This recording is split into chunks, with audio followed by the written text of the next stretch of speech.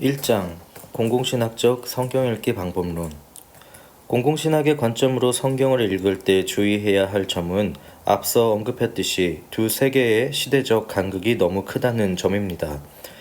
예를 들어 여성신학이나 해방신학 혹은 정치신학의 경우 각각의 신학이 가지고 있는 신학적 주제와 문제의식을 성경에서 찾는 것이 아주 어려운 것은 아닙니다.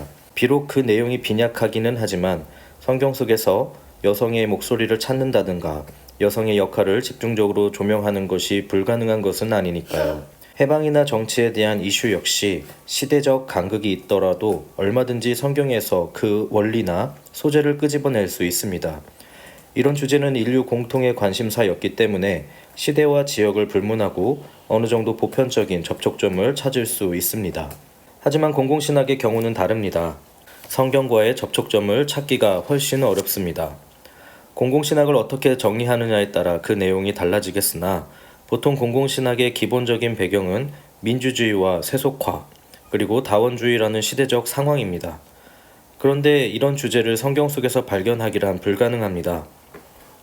성경 속에서 민주주의나 세속화에 대한 근거나 단초들을 억지로 찾아낼 수는 없습니다.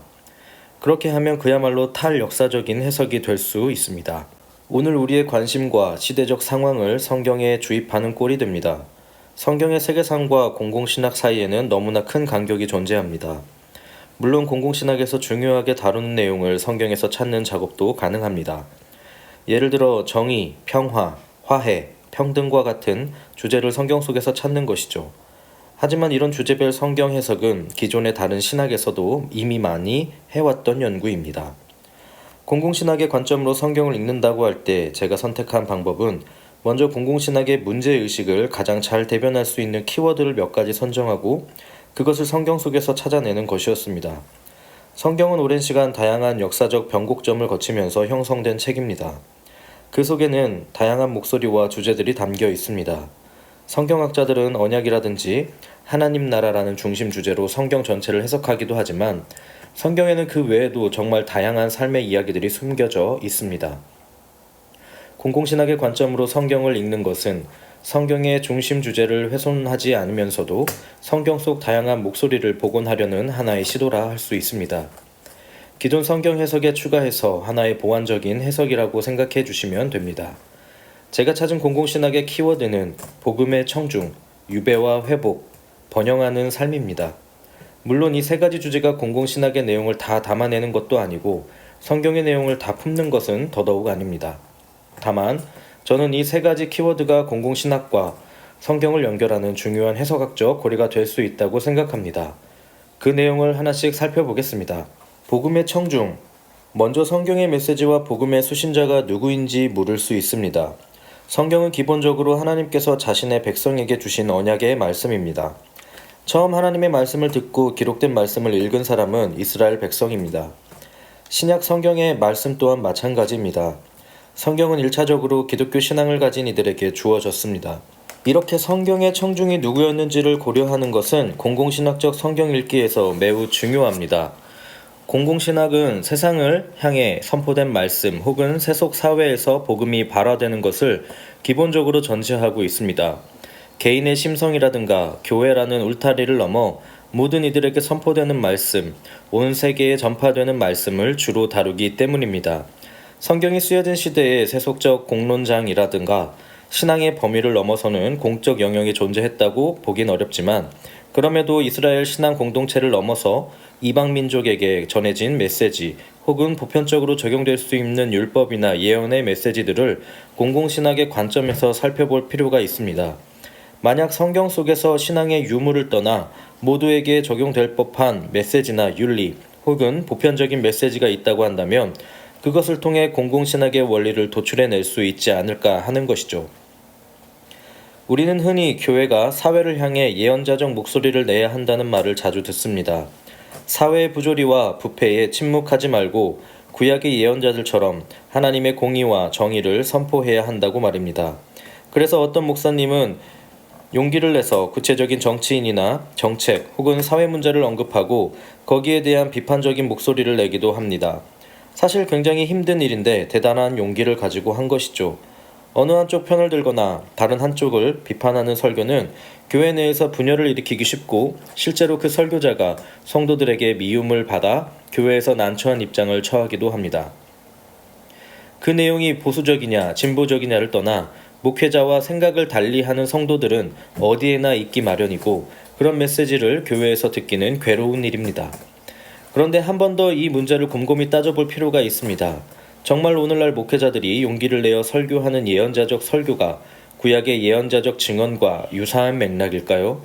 실제로 구약의 예언자들이 사회를 비판하고 국가나 정부 지도자들을 향해 비판의 목소리를 높였을 때 그 메시지의 청중은 누구였을까요?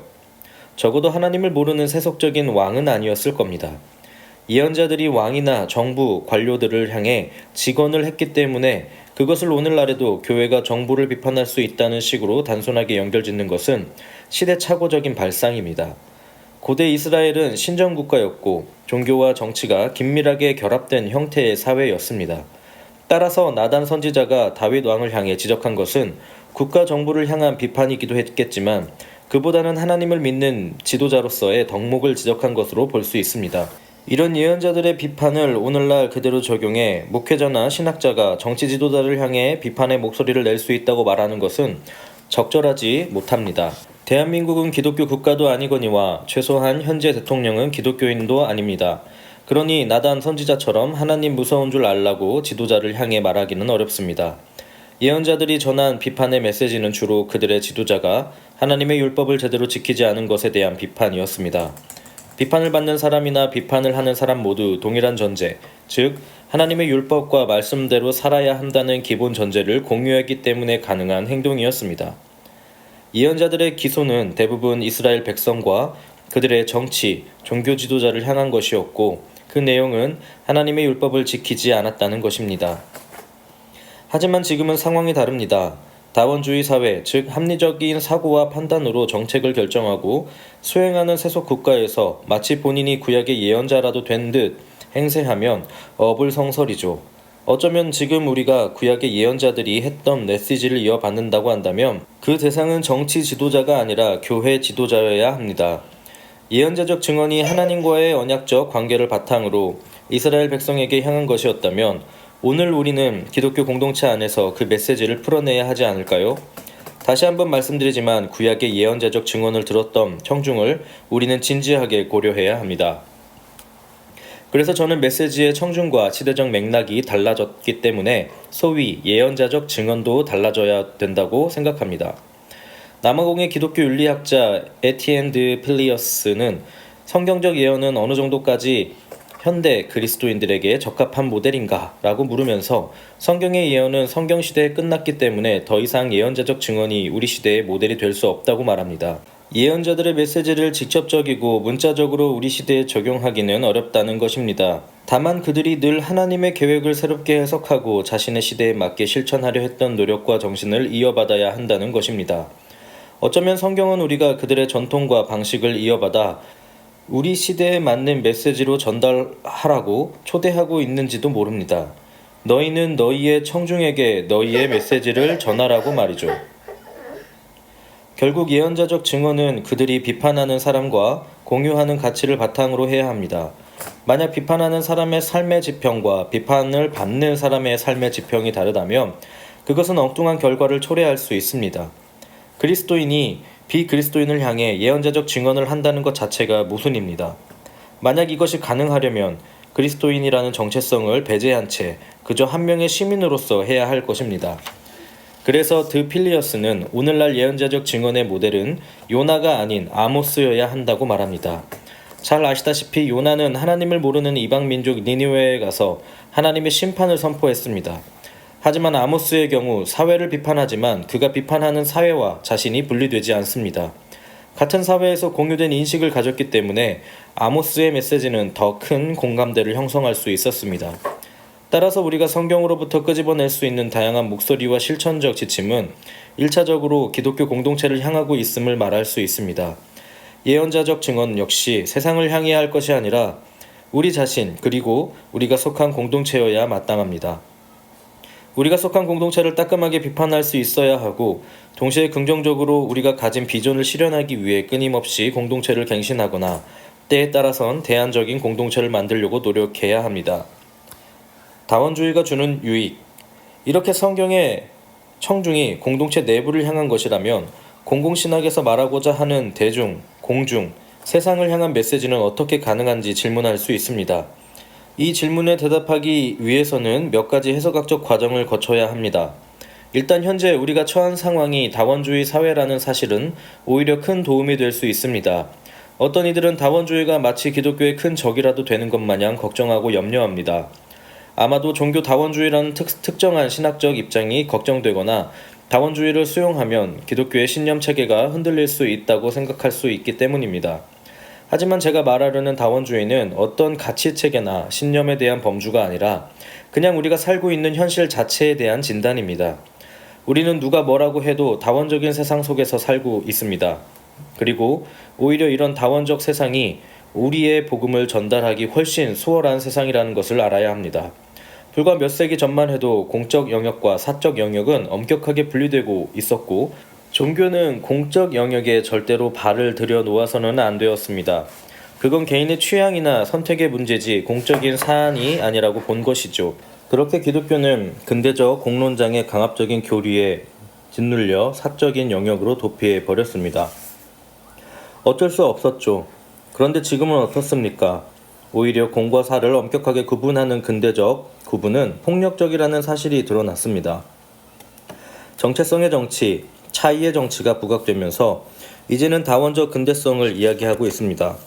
즉, 각각의 정체성과 집단을 있는 그대로 인정해주면서 각 집단의 성향이나 지향성을 억누르지 않고 공적인 영역에서도 마음껏 표현하는 시대가 되었습니다. 그러니 이제 종교의 목소리도 그중 하나로 인정받을 수 있게 된 것이지요. 다원주의 사회가 오히려 기독교에게 새로운 기회를 제공했다고 볼 수 있습니다.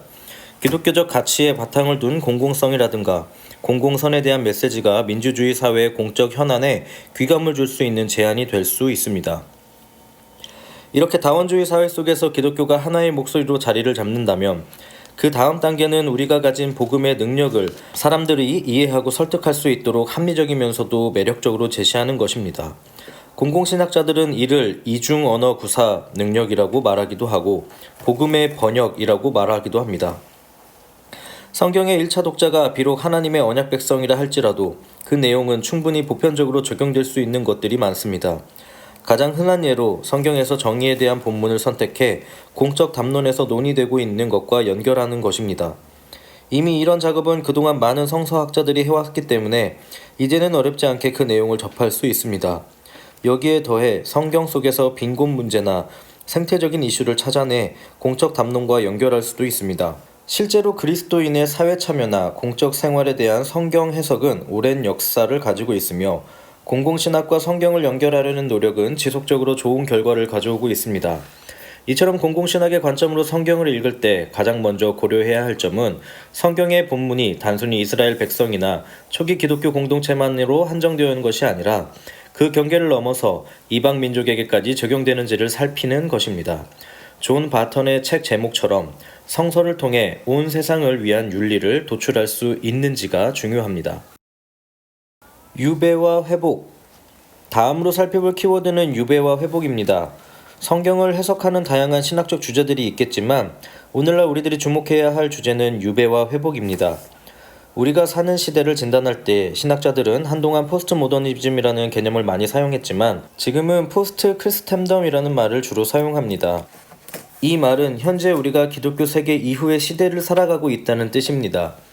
계몽주의 이후 기독교는 공적 영역에서 쫓겨나 영광스러운 왕자에서 변방으로 물러나고 말았습니다.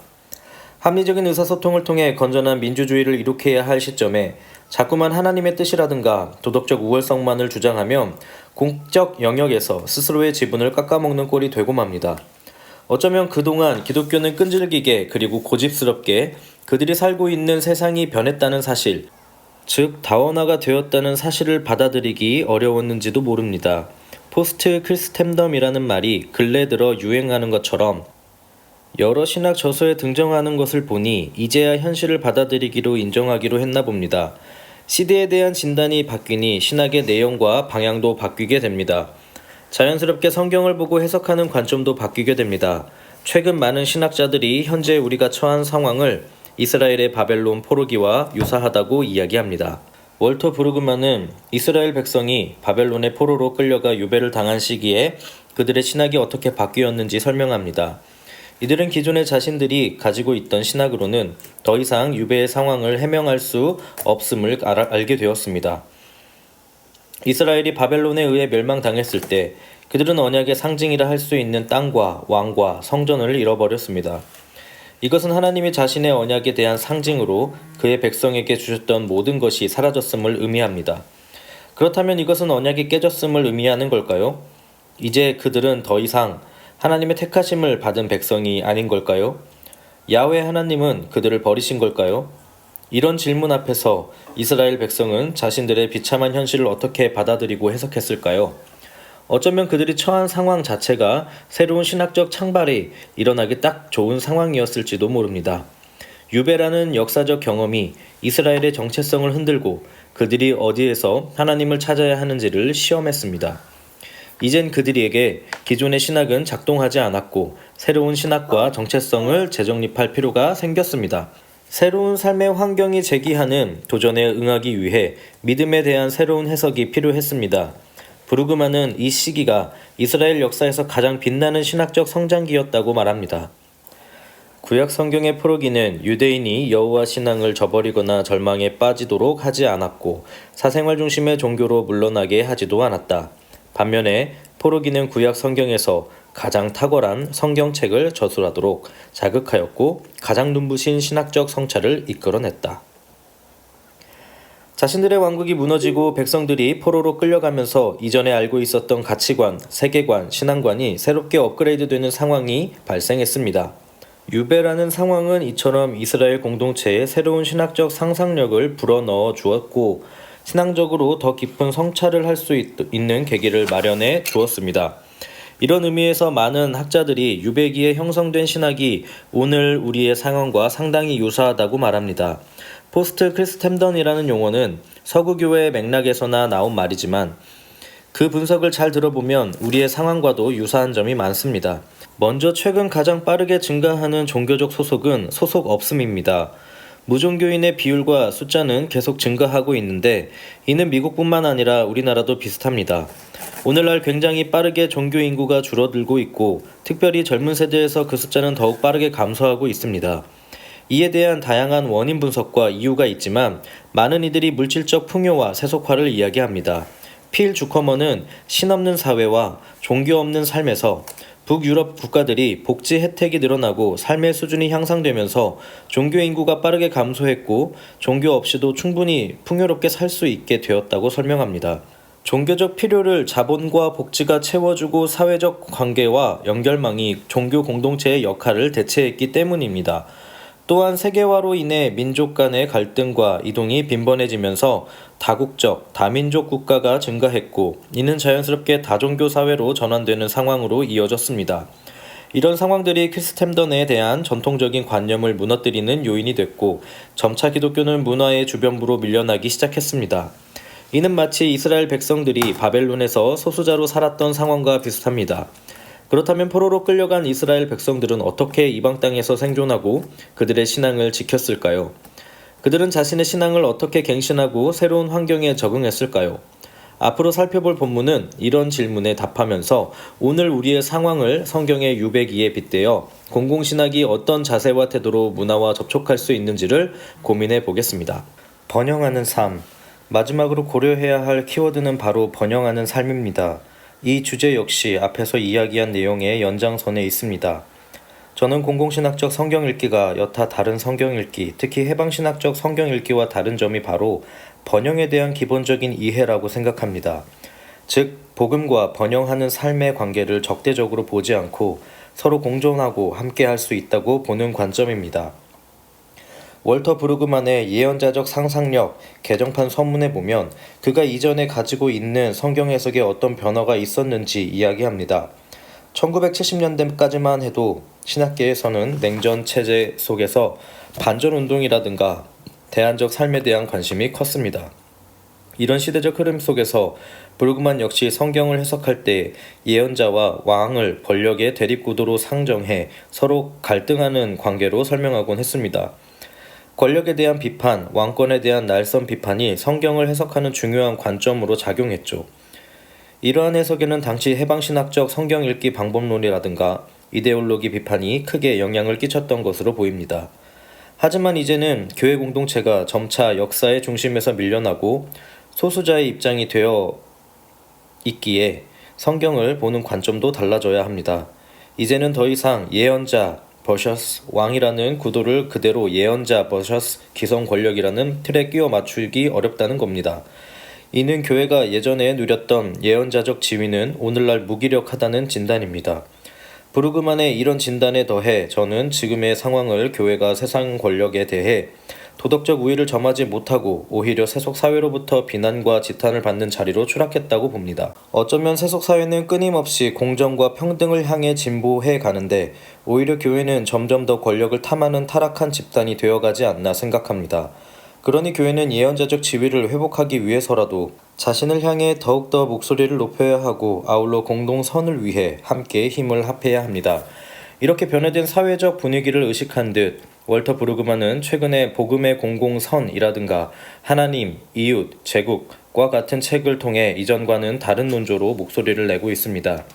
즉 이전까지 브루그만은 세속적인 내러티브, 권력의 내러티브에 저항하고 대안적이고 전복적인 내러티브를 강조해 왔습니다. 대안 공동체나 대안 품성을 강조하기도 했죠. 물론 여전히 최근 저서에 이런 목소리가 아예 삭제된 것은 아니지만 어느 정도 순화된 형태로 드러납니다. 공공신학이 주목하는 목소리는 변화된 세계 속에서의 공동선에 대한 하나님의 비전입니다. 즉 성경의 세계와 세상 사이에 다리를 놓는 것입니다. 그렇다고 예전에 했던 방식 그대로, 즉 자유주의자들이 했던 방식으로 성경을 완전히 세속적인 방식으로 번역한다든가 대체하지 않는 것이 아닙니다. 저는 그 방식이 바로 번영하는 삶에 대한 비전으로 드러나야 된다고 생각합니다. 거대 담론의 상실. 개인적인 이야기를 잠깐 해보겠습니다. 저의 20대를 사로잡았던 신학적 관심이자 삶의 방식은 두 가지로 압축할 수 있습니다. 바로 청빈론과 성서한국입니다. 김영복 목사님의 바늘귀를 통과한 부자가 나왔을 때 저는 상당한 충격을 받았습니다. 당시 청부론 대 청빈론 논쟁이 뜨거웠고 교회 친구들과 이 주제로 열띤 토론을 벌이기도 했습니다. 심지어 이 주제로 청년부 특강을 했던 기억도 납니다. 늘 축복만 강조하던 목사님의 설교가 못마땅했는데 그 책이 해독제 역할을 해주었습니다. 그리고 그 무렵 성서한국을 통해 애굽의 질서에서 탈출해 새로운 대안 공동체를 만들어야 한다는 메시지에 한껏 고무되기도 했습니다. 급진적 제자도라는 말에 얼마나 가슴이 설레었는지 모릅니다. 그 덕에 다양한 기독교 공동체를 탐방하기도 하고 대안적인 교육, 경제, 토지, 환경운동에 조금씩 기웃거리기도 했습니다. 가능하면 적게 소비하고 대안적인 소비 형태를 지향하며 어떻게 해서든 자본주의 질서에 나름대로 저항해 보려고 노력했습니다. 물론 지금은 그때의 열정이 많이 사그라들었지만 여전히 마음만은 그 시절에 그때에 머물러 있습니다. 한참의 시간이 흘러 이제 저도 새 아이의 아빠가 되었고 가정 경제를 책임져야 하는 나이가 됐습니다. 더 이상 적게 벌고 적게 소비하기 힘든 삶이 됐습니다. 나이가 들면 보수화된다고 하더니 저도 이제는 많이 변했습니다. 40대에 아재가 되고 나니 20대에 저를 사로잡았던 성서한국의 메시지가 이제는 조금 부담스러워졌습니다. 그리고 그 사이 시대적 분위기도 많이 변했습니다. 당시에는 보수나 진보에 상관없이 물질 만능주의라든가 번영신학을 날카롭게 비판하는 것이 마치 예언자적 목소리인 마냥 곳곳에서 외쳤습니다. 그런데 이런 메시지가 지금 시대에도 동일하게 반복되어야 할까요? 저도 처음에는 그렇게 생각했는데 지금 한국 사회에서 벌어지고 있는 현상을 찬찬히 살펴보면서 이건 아니다 싶었습니다. 그리고 청년들의 목소리에 조금씩 귀를 기울이면서 생각이 변했습니다. 예전에는 앞뒤 가리지 않고 주위를 돌아보지도 않고 그저 자기 복 받는 것만 관심을 가졌던 기복신앙과 번영신앙이 문제였다지만 이제는 인간으로서 누려야 할 기본적인 여유와 행복을 박탈당한 이들에게 청빈론을 들이밀 염치가 없었습니다. 엄청난 스펙을 보유하고 있으면서도 정규직에 취직하기 어려운 이들에게 그리스도의 길을 따르는 것은 원래 힘들고 어려운 것이라는 설교를 하고 싶지 않습니다. 기성세대가 물려준 불평등한 세상에서 그나마 주식이라도 대박나기를 꿈꾸는 젊은 세대에게 그건 마치 하나님 나라의 경제 원리가 아니라고 훈계를 둘 염두가 나지 않았습니다. 아무리 노력해도 결국 할아버지의 재력과 아빠의 인맥을 동원하지 않고서는 유리천장을 깰 수 없는 이들이 소확행을 꿈꾸며 맛집을 탐방하는 걸 보며 사회적 책임과 역사 번역을 이야기하고 싶지는 않습니다. 한때 저의 삶을 흔들었던 급진적 제자도를 오늘날 젊은 세대에게, 아니 저에게 다시 적용하고 싶지는 않습니다. 샬롬의 비전을 향하여. 최근 공공신학자들은 인간의 번영에 대한 관심이 지대합니다. 저는 성경이 꿈꾸는 샬롬의 비전을 오늘날 우리의 언어로 번역하면 그것이 바로 인간의 번영일 수 있겠다 싶습니다. 이스라엘 백성들 각자가 무화과 나무 아래에서 자신의 거처를 차리고 두려움이나 걱정 없이 안전하게 삶을 영위하는 상태, 나그네를 환대하고 가난한 이들과 사회에서 아직 자리를 잡지 못한 이들에게 자신의 밭, 모퉁이 한쪽을 내어줄 수 있는 넉넉함과 여유, 빚을 갚지 못해 나락으로 떨어진 이들의 짐을 서로 떠안고 채무를 갚아줄 수 있는 공동체, 단순히 전쟁이 없는 상태로 만족하는 것이 아니라 적극적으로 평화와 정의를 구현하려는 의지, 이 모든 것이 샬롬의 비전이 아닐까 합니다. 이것이 진짜 잘 사는 삶이자 번영하는 삶이겠죠. 나만 잘 사는 것이 아니라 모두가 함께 잘 사는 삶 말입니다. 하나 더 덧붙이자면 모두가 잘 사는 삶이라는 범주 안에서는 인간을 넘어서 동물과 자연 생태계까지 포함되어야 합니다. 나만 잘 사는 삶이 아니라 우리 주변의 환경까지도 같이 잘 살려면 때론 조금 불편해도 참고 견뎌야 합니다. 욕심과 탐욕을 억누르고 함께 공존하는 삶의 태도를 습득해야 합니다. 이렇게 저는 공공신학으로 성경을 읽을 때 고려해야 할 키워드로 복음의 청중, 유배와 회복, 번영하는 삶을 제시했습니다. 기존 질서에 저항하고 대항하는 복음의 내러티브보다는 모두가 함께 공감하고 공유할 수 있는 보다 보편적인 삶의 질서 혹은 태도를 성경으로부터 도출하자는 겁니다. 이스라엘 백성에게만 적용되는 특수 윤리가 아닌 모든 이를 위한 윤리가 필요하고 무엇보다 약자와 소수자를 품을 수 있는 신학이 필요합니다. 성경 속에서는 이런 윤리적 메시지가 적지 않습니다. 이방인을 향한 하나님의 보편적인 사랑과 포용의 메시지는 오늘날 기독교의 복음을 전하기 위한 훌륭한 모델이 될 수 있습니다. 또한 포스트 크리스텐덤 시대에 오늘날 교회가 처한 삶의 정황이 유배당한 이스라엘과 구조적으로 유사하다는 가정 아래 그로부터 지금 우리에게 필요한 삶의 태도와 자세를 배우고자 합니다. 유배지에서 나그네로 살아갈 수밖에 없었던 이스라엘 백성들로부터 우리는 새로운 신학의 가능성과 삶의 자세를 배울 수 있습니다. 낯선 땅에서 소수자로 살아갈 수밖에 없었던 이들이 어떻게 새로운 삶의 터전에 적응하고 타협하고 때론 저항하며 살아갔는지를 면밀히 살펴보면 좋은 통찰력을 얻을 수 있을 것입니다. 마지막으로 모든 이들이 각자의 방식대로 각자의 개성을 살려 자신에게 맞는 샬롬을 꿈꾸며 사는 삶, 그리고 그 삶을 신학적으로 해명하는 것, 이것이 바로 공공신학의 과제라고 생각합니다. 우리에게 주어진 삶의 터전과 물질을 악하게 보거나 타락의 산물로 보는 것이 아니라 이웃과 함께 나누고 즐길 줄 아는 태도가 필요합니다. 모두가 함께 잘 살 수 있는 진정한 번역을 꿈꾸고 그런 사회를 만들기 위해 노력해야 합니다. 개인의 욕구와 욕망을 억제하고 희생시키면서 만든 하나님 나라는 과연 누구를 위한 하나님 나라인지 다시 생각해 볼 필요가 있습니다.